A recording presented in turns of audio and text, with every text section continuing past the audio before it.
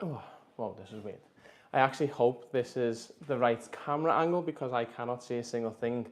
So this is the last video that I'm going to do before Christmas. And if you're watching it now, obviously you're either really into fitness or you just feel sorry for me because there's many things that you could be doing on Christmas Eve. But I just thought it's the time of year where a lot of people start thinking about the year in review and they think about health being the biggest. Well, it's a priority for a lot of people, but a lot of people seem to feel that they don't know how to navigate it in the best way. So diet is one thing and it's very important, and I feel like a lot of people can look into a lot of science and a lot of practicalities to better improve their life. But the biggest one is exercise, and I feel as though it is probably the area that's most complicated in the sense that you can do hybrid training, you can do strength, you can do cardio. There's so many different things, and a lot of people, depending on how they look, might say that their way is the best way. And as I've drilled into a lot of people throughout the course of my YouTube channel, is that aesthetics do not correlate with health in a large majority of cases. I'm one of them, well, examples, if you want to put it like that, where I probably look okay to a lot of people, but there's a lot of things going on which, despite the amount of exercise and diet that I influence or try to impact my health and biochemistry, it's not really going to budge in some way. So I thought, what is the practical advice that someone could get taken into the next year and think, do you know what, I'm going to improve my lifestyle with exercise. How do I go about it without feeling overwhelmed? So the first one is you need to assess at what level you are currently at. So if you are a couch potato, you are not doing any activity whatsoever, then the obvious answer is to just move. Increase your basal activity, whether that be to get up and move around the house, do some cleaning work, chores that way, or go for a walk after work or after whenever you are free. That is a good sort of metric to start with. And obviously 10,000 steps is one that's pushed by a lot of people. It's a lot of steps. It's normally about 5 miles depending on your stride length. And the science behind it, there is science behind it, but the majority of the promotion was due to, I think it was the 1964 Tokyo Olympics, where they brought out some pedometer, and in Japanese it stood for 10,000 steps. So that's where it comes from, but you will see benefits from up to 5,000, 7,500, and obviously beyond, depending on where you are in terms of fitness. Now, let's say you do have a basal activity where it's good enough, but you want to improve strength, mobility. What is the best way to go forward? I think it, again, depends on the amount of time that you are willing to allocate, because I will give you the blueprint of something that will improve your health going forward for everyone, and then you can dial it back in terms for yourself. So from a strength point of view, you should be doing at least, in my opinion, 3 sessions a week where you're working each muscle group, where it's to a relative high intensity, high weight, and again, it's all proportional to you and your standard, but you should be working out at least 3 times a week from a strength point of view. Timing wise, I normally do 45 minutes in a session, but that also correlates with the amount of time that I rest. If you are going to rest less, then obviously that could be for 2 reasons. One, that you've got a better recovery, or 2, that you are trying to increase the intensity. You will not be able to move the same amount of weight as if you were to rest double the time, for example. So again, it goes off your goals. But I would say 3 times a week you should be doing strength training. And then for 150 minutes a week, you should be doing some form of cardiovascular activity. Ideally, I would do 150 minutes as zone 2 and then do 1 session as VO2 max. And then again, this is where it becomes complicated, trying to fit in flexibility, mobility training, whether that be 2 sessions of yoga a week or actual Pilates, mobility in that sense. That is the blueprint for health and longevity, because you're getting the cardiovascular benefits. You're also getting muscle building activity and strength training, which also correlates with better metabolic health in terms of blood glucose control. And then you're getting flexibility, mobility, which will also lead to prevention of falls in the future, which is a big, massive risk factor once you become 65 and older, because that is the leading cause of morbidity, mortality in a lot of instances. So that is the blueprint. The only issue with that is that, especially for someone like me who's come from a background where you can specialize within, so football in the earlier years, or it could have went to bodybuilding style training, strength training, you are not going to be an expert or you're not going to be at the top of any one of them modalities, because you are dipping in and out to maintain obviously the right amount of activity for your body, whilst also making sure that you're not overdoing it and recovering in between. So you will not be able to excel at any one point.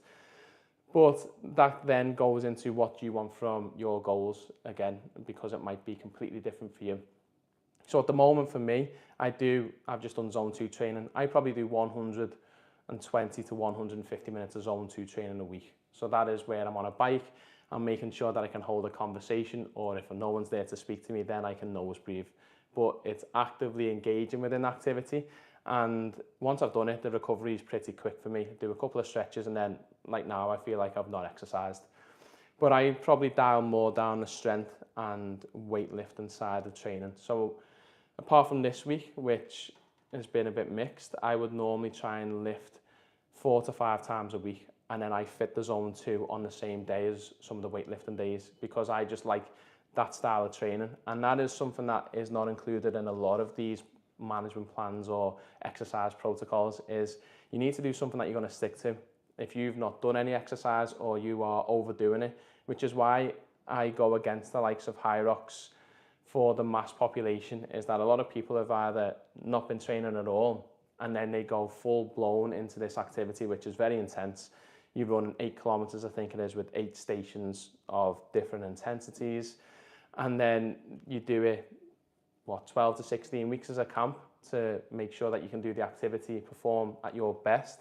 And then after that, I just feel as though people might develop this love-hate relationship with exercise, whereas like today, I didn't feel the best. The recovery wasn't ideal for me. So I just done something where it was quite easy with zone 2, where I know I can still get the benefits, but then also just make sure that I'm consistent with training. And that's a big thing with a lot of these exercise protocols. So that is the blueprint, is you need to increase muscle mass because it's there for glucose, blood glucose utilization, metabolic function. And we need strength, we need power into the later years in our life, because we don't want to fall over. We also want to have some functionality. Let's remove all the risks. We want to still be able to open a jar of jam or marmalade, whatever it is, or lift certain things. You want to still be able to do the functions your body should be doing at that age. From a cardiovascular point of view, it's okay having all this strength, but if you can't move from point A to point B without blowing a gasket, I couldn't think of anything PC then, but the point is that you should be able to move and maneuver your body in such a way, and that's where cardiovascular training comes in from a superficial point of view. But then from a science point of view, everything in your body revolves around, well, it's respiration, oxygen utilization, energy stores and utilization. So the more cardiovascular training you do, the more flexible your body becomes. It doesn't rely on one certain fuel source, such as glucose or glycogen. It will use fats. It will use multiple things like ketone bodies. And it's just doing them things to make sure that you are ready for a lot of situations. From a mobility point of view, this is one that I need to improve on, and I have improved on over the last 12 months, but something that I need to actively engage in doing, because you don't really see the benefits with mobility training for a long time. And it's one of them things where you don't think it's mentally challenging until you do it. And I don't think the I don't think the reward for your time, so return on investment, is there, as is with cardiovascular training or strength training. So twice a week, you need to be able to move a joint or muscle connective tissue beyond the fixed plane of motion, which is all good being strong in a bench press or a squat because you're going in one plane of motion. As soon as you deviate from that, whether that be a shift of balance or whatever it could be obviously being used in functional use everyday life, then you need to make sure that you are actively strong enough and you're not going to pull a tendon or a muscle, an injury. So that's where mobility and flexibility comes in. Another benefit to that style of training is that it allows you to engage with breathing, and it is something that I'm very poor at. I could probably do a lot more performance-wise if I actually hunker down on my breathing techniques. So if I was to do bench pressing now, I don't know what I'd lift. Let's say 100 kilos, 120 kilos for sets of 5 to 8, I don't know. I would hold my breath for the first 3 to 4 reps without anything. And then after that point, I struggle to get to the 8 without it's quite hard really, because I just don't use breathing within the correct cycle. So this is where flexibility and mobility yoga comes in, is that you are breathing within essentially stress positions. That is the whole point of it, increasing the range of movement. But they are the three things that I would include into your plan going forward. I will try and do a better one as opposed to an unscripted live video, but it's Christmas Eve. I wanted to get a video out because I promised myself that I want to do Wednesday and Sunday and keep the consistency going. But I just feel as though when you are looking online, a lot of influencers may look well.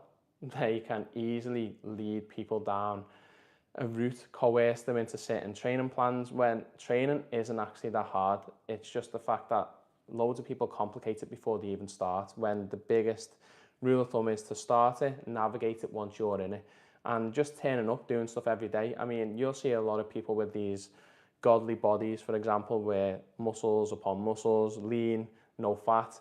A lot of them aren't training to the intensity that you feel they are every single day. A lot of them are having rest days, which on a rest day, by the way, if you are doing that, make sure that you are moving to some extent. I don't believe that anyone should be completely dormant on a day, but whether you are not engaging in something that's strenuous, that's a different thing. But a lot of these people are able to manipulate their exercise and training regimes around their body, their genetics, their diet. So don't feel as though because they look a certain way, you need to train like this all the time, because if you look at the people that live the longest within populations, they don't do crazy lifts, they don't do crazy marathons all the time, every single day. They just do basal activity, make sure that they have a purpose, the body's functioning, it's not having fat being deposited within areas that it shouldn't be, because it's all using its fuels and resources as appropriately as it should be doing. So I think going too intense puts too much stress on the body.